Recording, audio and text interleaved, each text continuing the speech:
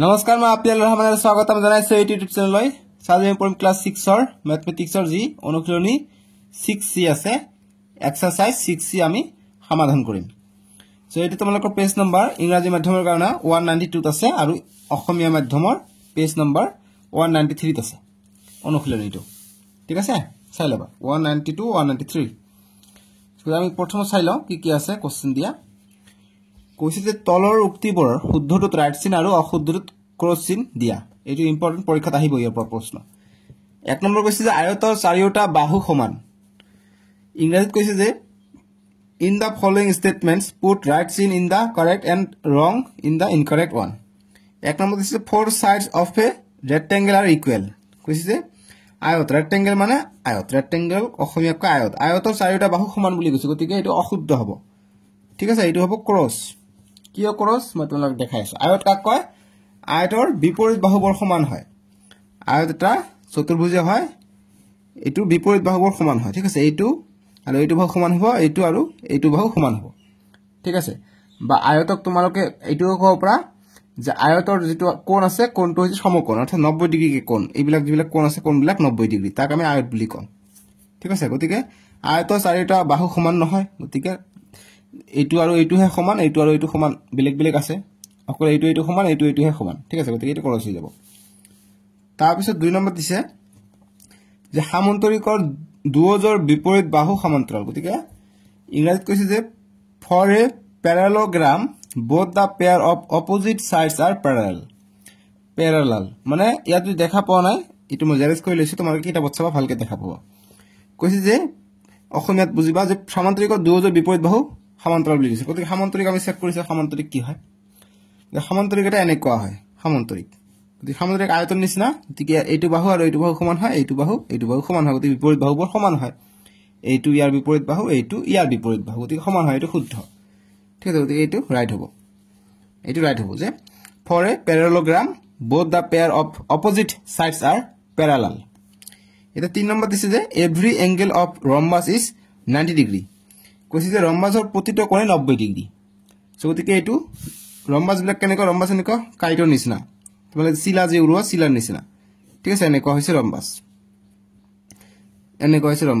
ৰম্বাসটো আঁকিব নোৱাৰো দে এনেকৈ হৈছে ৰম্বাস ঠিক আছে বৰ্গৰ দৰে কিন্তু বৰ্গটো সিধাকে থাকে ৰম্বাসৰ চাৰিটা বাহু সমান বৰ্গৰ চাৰিটা বাহু সমান ঠিক আছে গতিকে এইটো অকমান ফৰক কি যে এইটো 90 ডিগ্ৰী হৈ থাকে বৰ্গবিলাক এটো 90 ডিগ্ৰী হৈ না থাকে ঠিক আছে এইটো ফৰক এইটো এনেকা থাকে সো গতিকে এইটো হৈছে ৰম্বাস কৈছে কি যে ৰম্বাসৰ প্ৰতিটো কোণে 90 ডিগ্ৰী গতিকে প্ৰতিটো কোণ 90 ডিগ্ৰী নহয় ৰম্বাসৰ গতিকে বৰ্গ হলেহে গতিকে এইটো কটা চিহ্ন হ'ব পূৰণ হ'ব তাৰ পিছত 4 নম্বৰ দিছে যে সকলো আয়তে সমান্তৰিক each rectangle is a parallelogram গতিকে সববিলাক ৰেক্টেংগুলাৰ প্যাৰালেলোগ্ৰাম হয় না সকলো আয়তে সমান্তৰিক হয় নহয় গতিকে সকলো আয়তে সমান্তৰিক হ'ব যেটো আয়ত হ'ব আয়ত মানে কি দুটা বাহু বিপৰীত বাহুবোৰ সমান হ'ব এইটো বাহু সমান এইটো বাহু সমান গতিকে সমান হলে এইটো কি চতুৰ্ভুজ হ'ব ঠিক আছে বা এইটো সমান্তৰিক হ'ব সমান্তৰিক কাক বলে যদি সমান্তৰিক আহে যে দুয়োজৰ বিপৰীত বাহু পৰস্পৰ সমান্তৰাল হলে সমান্তৰিক বুলি কোৱা হয় গতিকে এইটো আৰু এইটো সমান্তৰাল তোমালোকে ৰেলৰ পট্টি দেখা পাইছা ৰেল লাইন যে চলে এনেকুৱা গতিকে ৰেল লাইনৰ দুটা যেটো পাত থাকে এই পাত দুটা সমান্তৰাল হয় গতিকে এইটো সমান্তৰাল হয় একে সাইজে গৈ আছে কেতিয়া এনেকে লেভেলত গৈ থাকিব সমান্তৰাল বা প্যাৰালাল বুলি কয় সেম এইটো বাহু যদি আমি এনেকে বঢ়াই দিও এইটো বাহু তেনেকৈ যাব গতিকে এইটো প্যাৰালাল গতিকে এইটো সত্য হ'ব যে সকলো আয়তে সমান্তৰিক গতিকে এইটো সত্য হ'ব each rectangle is parallelogram গতিকে এইটো সত্য হ'ব 4 নম্বৰটো সত্য হ'ব ঠিক আছে এটা 5 নম্বৰ দিছে যে each parallelogram is rhombus মানে সকলো সমান্তৰিকে ৰম্বাস গতিকে এইটো নহয় এইটো অশুদ্ধ হ'ব কি অশুদ্ধ হ'ব যে সকলো সমান্তৰিকে ৰম্বাস নহয় ঠিক আছে সকলো সমান্তৰিকে ৰম্বাস নহয় কেনেকৈ তোমাক দেখাই দিও যে ৰম্বাসটো কেনেকুৱা ৰম্বাসটো হৈছে এনেকুৱা যে প্ৰতিটো বাহু সমান থাকিব লাগিব এইটো হৈছে ৰম্বাস সকলো সামন্ত্ৰিক এটা কি ট্ৰেপেজিয়াম এনেকুৱা থাকে ট্ৰেপেজিয়াম এটা এনেকুৱা থাকিব পাৰে আমি জানো কি ট্ৰেপেজিয়ামৰ বিপৰীত বাহু এজৰে সমান থাকে গতিকে এইটো বাহু সমান থাকে সমান্তৰাল থাকে বিপৰীত বাহু এইটো সমান্তৰাল থাকে আৰু এইটো সমান নহয়, এইটো তিৰ্যক বুলি কয়। দুটা তিৰ্যক থাকে, এটা সামান্তৰিকত দুটা তিৰ্যক, দুটা এজৰ সমান্তৰাল বাহু থাকে। গতিকে এইটো কি? এইটো এটা সামান্তৰিক হয়, ঠিক আছে। গতিকে এইটো যদি সামান্তৰিক হয়, গতিকে সকলো সামান্তৰিকে ৰম্ভাস নহয়, ঠিক আছে। গতিকে সামান্তৰিক কি? জাষ্ট বাহুবোৰ সমান্তৰাল থাকে, ঠিক আছে। গতিকে এটা বাহু সমান্তৰাল আছে, গতিকে এইটো বিশেষ ধৰণৰ সামান্তৰিক আমি পাই যাম ট্ৰেপিজিয়ামটো।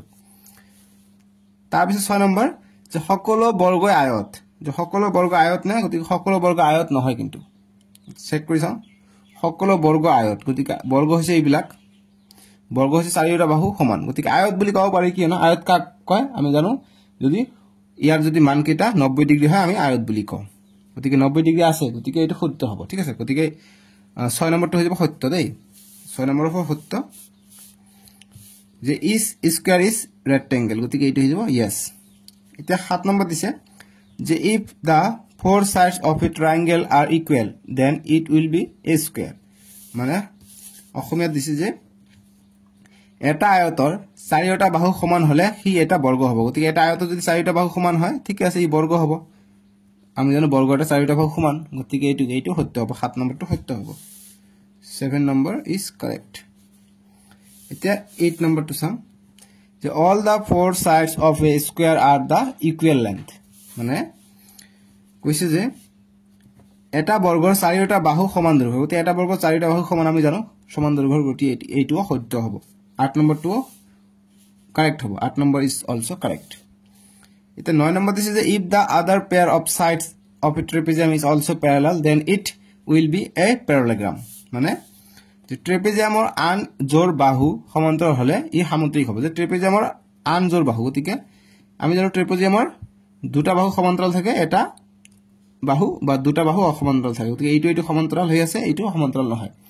গতিকে কৈছে যে ট্ৰেপিজিয়ামৰ আন জোৰ বাহু সমান্তৰাল হলে ই সামুদ্ৰিক হ'ব। গতিকে এইটো যদি আন জোৰ যদি কি হলে হয়, সমান্তৰাল হলে হয়। গতিকে এইটো এনেকুৱা আছে, ট্ৰেপিজিয়াম এটা এনেকুৱা আছে, এইটো এনেকুৱা আছে।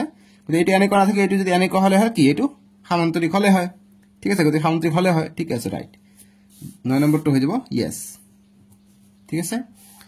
10 নম্বৰ দিছে যে if one angle of a parallelogram is right angled then it is rectangle, মানে কৈছে যে সামন্তৰিকৰ এটা কোণ সমকোণ হলে, মানে 90 ডিগ্ৰী হলে সামন্তৰিকটো আয়ত হ'ব। গতিকে এইটো শুদ্ধ হ'ব। যদি এটা সামন্তৰিক থাকে, সামন্তৰিক যদি যিকোনো এটা কোণ যদি 90 ডিগ্ৰী হয়, তেনেহলে সেইটো সববিলাকে 90 ডিগ্ৰী হ'ব। গতিকে তেতিয়া তাক আয়ত ক'ব।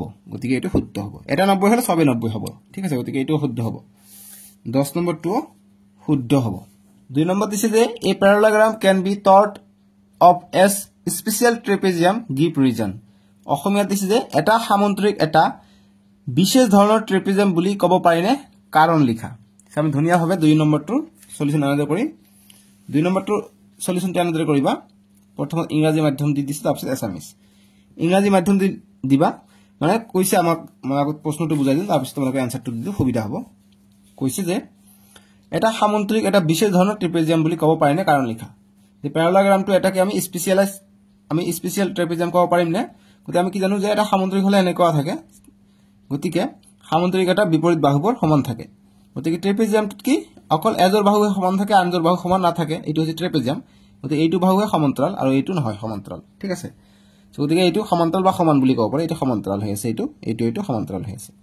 গতিকে এইটো সমান্তৰাল নহয়, এইটো এনেকৈ গ'লে সমান্তৰাল ৰেখা কেতিয়া কটাকটি নকৰে, এইবিলাক তোমালোকে বহাই দিবা, কেতিয়া কটাকটি নকৰিব। এইটো বঢ়াই দিবা, কেতিয়া কটাকটি নকৰিব, কিন্তু এইটো বঢ়াই দিবা, এইটো এনেকৈ কটাকটি কৰিব, এই দুটা বাহু, ঠিক আছে। গতিকে এইটো সমান্তৰিক নহয়, সমান্তৰাল নহয়।